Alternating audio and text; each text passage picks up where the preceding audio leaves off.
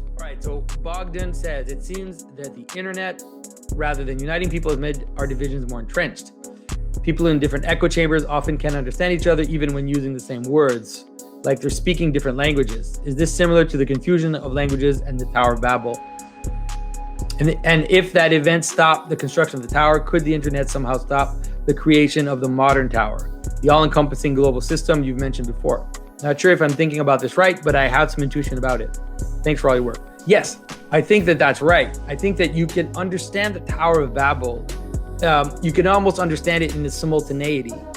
Obviously, it's a story, so you have to understand it in a sequence of events where the builders make the tower, and then God confounds their languages, and then they don't understand each other. But you could understand it in the sense that it's in building the tower that their languages get confounded.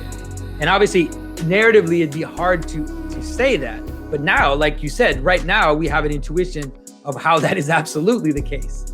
That is that in trying to create an identity, which is all encompassing and too high, then what happens is, because there is a sense in which people want to break down the competing identities.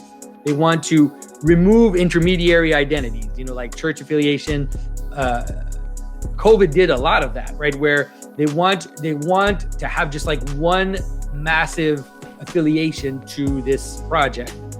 And so, but in doing that, people end up, you need these intermediary identities. And so people end up losing the things that hold reality together. And in the very building of the tower, they stop understanding each other, and then the tower breaks down. So it's actually a pretty interesting moment to understand the Tower of Babel, and to understand it not as some arbitrary thing, because this is always the problem when we read scripture, because when it says God does this or God says this, we somehow think that it's just this arbitrary God that comes down and does stuff, but that's not how it works. The will of God is manifesting the reality of the world. It's not separate. God is not separate from the world, kind of imposing some arbitrary will on it.